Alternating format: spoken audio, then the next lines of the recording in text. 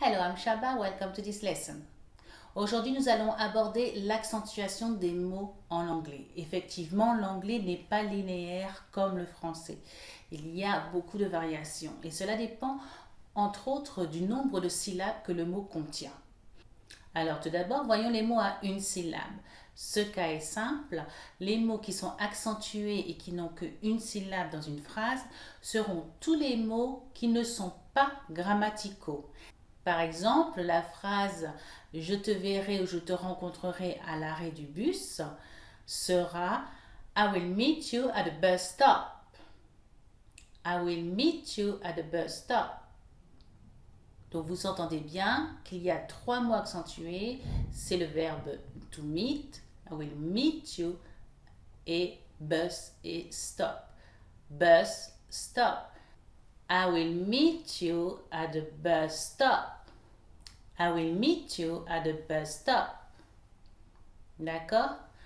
Ensuite, voyons le cas des mots à deux syllabes. Alors, il y a les noms, les verbes, les adverbes, etc. La règle générale, je dis bien générale, c'est que les mots à deux syllabes ont l'accentuation sur la première syllabe.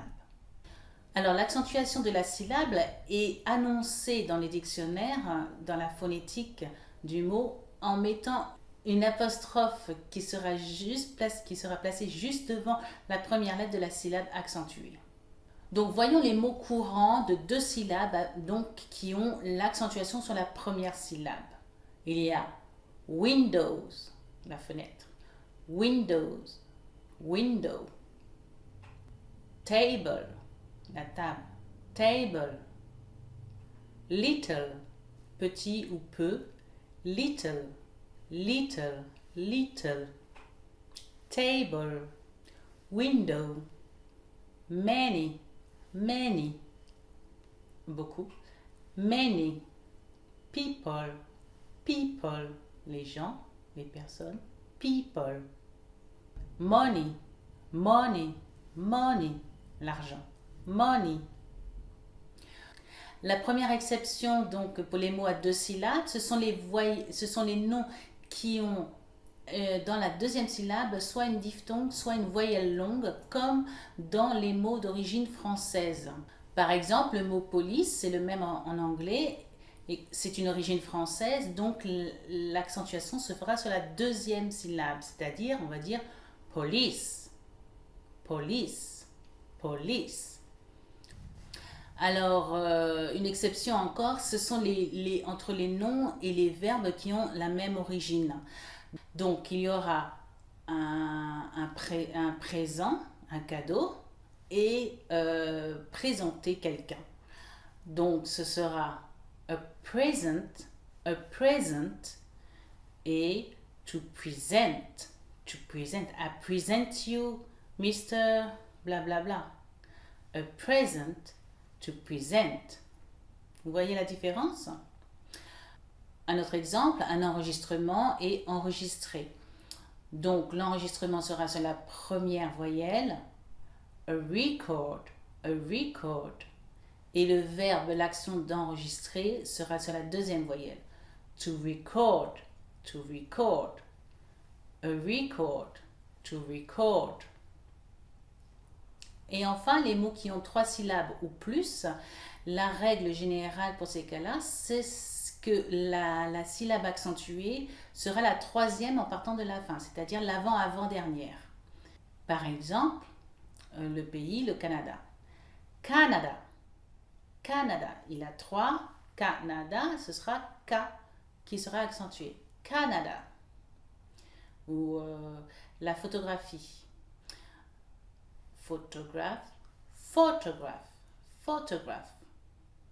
Il y a aussi des exceptions et ces exceptions sont en fonction de certains suffixes. En effet, certains suffixes, donc fin de mot, vont faire que l'accentuation se déplace sur la syllabe précédant le suffixe. IA, ION, IAN, UAL, IAL. Par exemple, information, 4 syllabes, c'est la suffixe ion. Donc, l'accentuation se fera juste avant sur le ma. Ça va donner information, information, information. Donc le suffixe ic, ic, x, ics fera aussi le déplacement de l'accentuation sur la syllabe qui précède le suffixe. Comme dans mécanique, mécanique, ic. Donc ça va être sur le ma. Mécanique, mécanique, mécanique, mécanique. Ou encore les mathématiques, mathématiques. Ça va être sur le ma encore. Mathematics, mathematics. Et enfin, le troisième suffixe qui fait ce changement, c'est le suffixe it, c'est-à-dire ity. Électricité se dira electricity, electricity, electricity, electricity. Ou encore l'excentricité, l'excentricité, eccentricity, eccentricity, tree, eccentricity. Donc voilà pour cette leçon, ce qu'il y a à retenir, c'est que les mots de une syllabe sont accentués que s'ils ne sont pas grammaticaux. Les mots de deux syllabes sont en général accentués sur la première syllabe. On peut ajouter une exception, c'est le verbe qui est correspondant au nom. À ce moment-là, le verbe aura l'accentuation sur la deuxième syllabe. Et en 3, on va dire les mots de plus de 3 syllabes auront l'accentuation sur l'avant-avant-dernière syllabe. D'accord? Pour le début en tout cas. Après, vous voyez en détail les exceptions.